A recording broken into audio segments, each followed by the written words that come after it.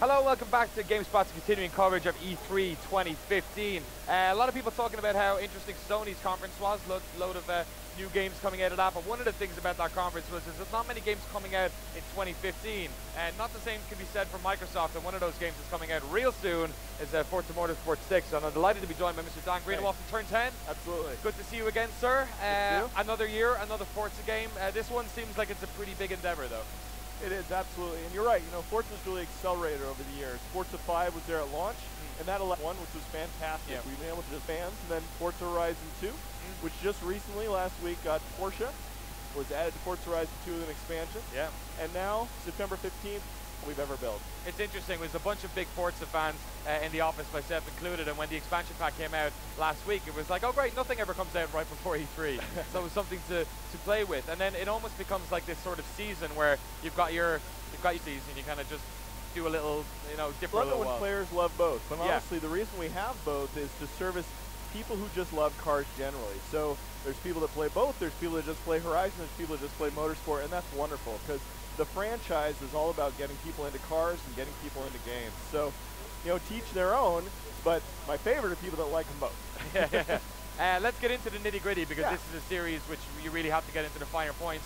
Let's talk about water first of all. I'm a massive fan of Formula One, and one of the biggest changes that can happen in a race is when it starts to rain. What are you guys doing with water in terms of how that changes up a circuit, in terms of grip, in terms of how you attack an individual circuit? Absolutely. So our fans have wanted wet or rain, and night in Forza for a long time. But of course, the reason they want it is they want it done in a Forza way, right? High quality, 1080p, 60 frames per second, and now we have 24 cars on track, drive a car or multiplayer, which makes it really packed. Now the way that's related to rain and night is the tension. If you're a driver driving the wet, and I come from Seattle where it rains all the time, right? And I come from Ireland, so we're in the same boat. So the big thing was not just having a diminishment of grip. That wasn't enough. We went through and studied, Brands Hatch, which we have actually, in the demo. 148 surface types on that track. We're talking, sealant versus concrete, different types of tarmac, and they all have different porosity. I'm going to geek out for a second. That's how the water is actually absorbed into the surface. We did all the research to get that just right. So if you put one tire on the painted rumble strip, for example, you can get very different friction. It might pull you in, or based on the rumble strip, it might slip you out. But the big thing is puddles. Yeah. Now, you hydroplane in puddles in the real world. Yeah, Lewis Hamilton did it last week in Canada. And that will make you pay attention. Yeah. So Forza Motorsport 6, we have puddles. That's not just sound and splash, but you hydroplane through them, the car can spin out, and when there's 24 cars around you, it's very, very intense. Are those puddles, one of the things that's interesting about water and how it changes during a race, do those puddles, do they expand, do they get bigger, do they appear in different parts of the track? Because the other problem is, if they can appear anywhere, it really can't appear anywhere, because we went and researched where the puddles show up. Yeah. So a track like the Nürburgring has over 500 puddles, and we went and looked at where they really show up. I mean, it's Forza. We're kind of known for doing this level of research. You walk the Nordschleife on a wet day and just say, all right, there's one, there's one. Look, the best job on Turn 10 and the worst job on Turn 10 is being a researcher. Yeah. You get to go to Ralph Lauren's garage and photograph $36 million cars, but you have to walk the Nordschleife in the rain. Take the good with the bad. Yeah, you got to give, you got to take. Absolutely. Let's talk about some of those supercars then. Last year, the McLaren, of course, you guys were showing off in the game. This year, Ford GT Super is going to be in there. Tell us about that car and some of the other cars that you're going to be bringing into Forza that we wouldn't have seen in previous games. Well, this is a 10-year anniversary of the Forza franchise. And in those 10 years, we've seen a huge change in the industry, gaming industry and car industry. Back in the original Forza Motorsport, we approached car companies and said, we'd love to have your cars in the game. Yeah. And they were, warm to the idea. Yeah. But don't damage them, but okay. Well, we've been able to damage them this whole time. There's kind of a myth in the industry that they don't, we've had damage in Forza, Midtown Madness, all of our games. So, anyway, it's 10 years. And so the auto manufacturers want to tap into the car passion in gamers. We're their best conduits. So now they come to us, McLaren, Ford. And Ford actually was giving us insider information from the very beginning. So very few people at Ford even knew this car was being built. Really? And they started whispering to us, hey, we got this new thing. If you come out to Dearborn, we might be able to show you something cool. So you know, I was actually there when Ford executives were being told about the program, and we had already built. The coolest thing is what this can be in the future. Having million-team Ford GT on Le Mans before the car is even finished being built. Yeah. This is a cool piece of feedback that we can provide to the manufacturers like Ford. QAing their real-world product. Right?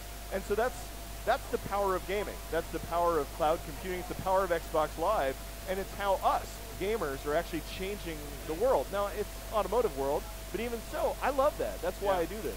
It was interesting to see Henry Ford III up on stage with you during the Microsoft conference. Yeah. And I think, especially for us on the press side, seeing you guys announce Forza at a Ford event, like that shows you the relationship that exists there more than anything else.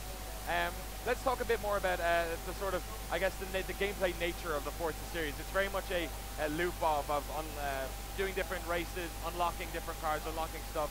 Another driving game that I've really enjoyed this year has been Project Cars, which took a different approach to it and basically just said, we don't really maybe have the resources to craft a sort of an unlockable thing. We're just going to give you all the circuits and all the cars. Have you guys ever been tempted to sort of tackle that, or do you think that the unlockable nature of Forza...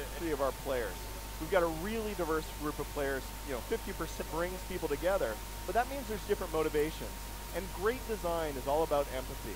Understanding who your player is, knowing who you are so you're not blinded by your own passions, and really designing for people and caring, respecting what they want.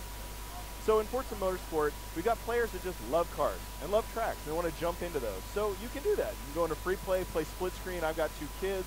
You know, we can play with the kids. You can have a great time. But if you're looking for that kind of sit back and progress and have a great time career, we've got a 70-plus hour career called Stories of Motorsport, where we use the 450 cars. I mean, it's a lot of cars. It's a lot of cars. That allows us to tell cool stories of great rivalries and hopefully expose people to eras of cars or niches of cars they never knew about, like pre-war Grand Prix cars, right? Or the cigar cars of the Grand Prix Legends era, right? Getting people the chance to experience those is really great. That's great for the person who loves the 70-plus hour career, but there's also multiplayer. There are people who, you know, couldn't be bothered with free play, and they couldn't be bothered with campaign.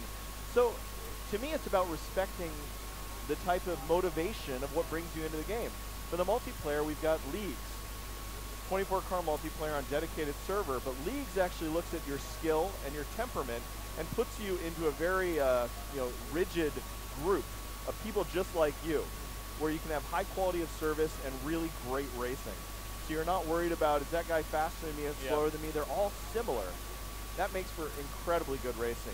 And one of the great things you added to the series, I guess 2 games ago now, were drivatars. I still get shit from people on Twitter who say my Danny O'Dwyer drivatar is just like bashing into them all the time whenever I close the gap real quick on the North Slide. That was a great addition, but there was some feedback from people saying, look, it is more like racing sort of people who are playing on their computers, but it doesn't feel like professional racing because they're just almost like too aggressive. You guys are doing something with sort of more professional AI as well as an option, is that right? Yeah.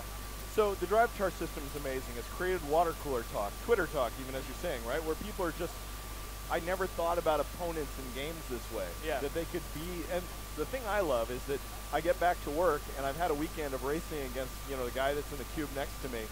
And we had really cool competitive racing, and he was never online. And we talk about it, and that's what gaming's about, right? Socializing and having a great time. But you're right. Fans said, look, I don't like when they run into me. When I'm playing a career, I want to kind of kick back and relax a little bit. So we added a toggle where you can just make them more professional. So they're still going to have the parameters of your friends, but some shackles on it and say no. We've also looked at the data. We have millions of players that have put data into the servers from Forza Motorsport 5 and Forza Horizon 2. We're able to train them in Forza Motorsport 6. So there's already, your drivatar is already smashing into people in 6. But also... Sorry, everyone. Yeah, so we're testing on it right now. But also we're able to double click on the data and see how fast drivers drive fast and how they drive slow, add more processing power to the cloud, and the charge are even greater in Forza Motorsport 6. Cool. Forza Motorsport 6, one of the exciting games is actually, what platforms, I wonder? Forza Motorsport 6 is exclusively on the Xbox One, and it's shipping September 15th. Great, just a stone's throw away. Just a couple of more F1 races away before I can dive back into that. I want to thank everyone who's watching us on Gamespot, of course the YouTube E3 hub as well, and our partners over at Hitbox. We got a bunch of great demos coming up over the next couple of hours. I'm up here for the next hour and a half. But first of all, let's check out one of our little breakouts. This is about the Xbox back catalog, sponsored by MSI. Let's check it out.